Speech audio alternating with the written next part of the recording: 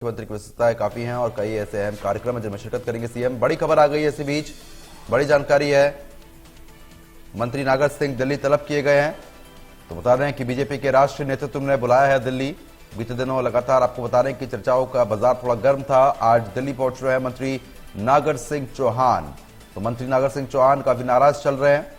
आपको बता रहे हैं कि उनकी पत्नी भी नाराज चल रही हैं और पद छोड़ने तक की बातें लगातार सामने आ रही थी। वन एवं पर्यावरण विभाग किसी और को दिए जाने से नाराज चल रहे हैं।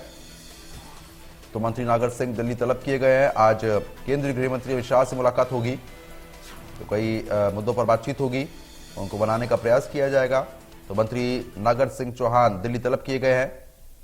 संवाददाता वैभव लगातार बने हुए हैं। वैभव, जिस तरीके से बीते दिन हमने लगातार देखा कि कई चीजें निकलकर सामने आई, मंत्री की नाराजगी, उसके बाद उनकी पत्नी ने भी नाराजगी जताई। उन्होंने कहा कि पद छोड़ने तक की जो नौबत है वो बातें सामने आ रही थी और आज दिल्ली तलब किया गया है। क्या कुछ देखने को मिल सकता है?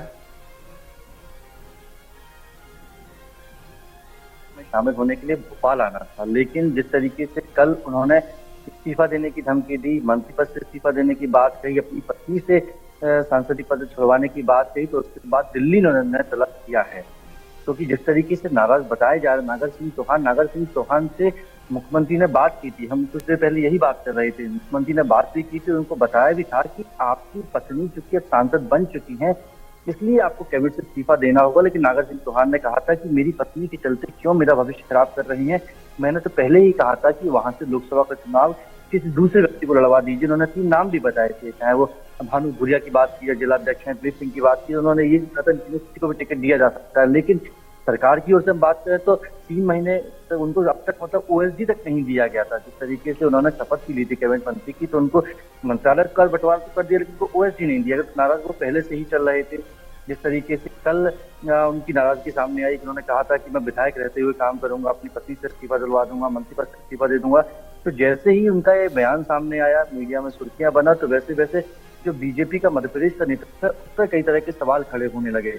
लोग ये भी सवाल खड़े करने लगे, कांग्रेस ने भी ये सवाल खड़े किए कि क्या बीजेपी सरकार के भीतर सब कुछ ठीक ठाक है या नहीं, या फिर सब कुछ उलटफेर चल रहा है यहाँ पर। तो उसके बाद जैसे ही नागर सिंह चौहान का बयान सामने आया, राष्ट्रीय अध्यक्ष जेपी नड्डा ने उन्हें दिल्ली बुलाया है। आज वो दिल्ली में जेपी नड्डा से भी मुलाकात करेंगे, गृह मंत्री अमित शाह से भी उनकी बातचीत होगी। उसके बाद देखना होगा कि जिस तरीके से नागर सिंह चौहान कल के बोलते उसमें कितना अंतर आता है। चलिए ठीक है, बने रहिए हमारे साथ, आगे भी लगातार हम लोग आपसे अपडेट लेंगे। आगे बढ़ लेते हैं एक बार।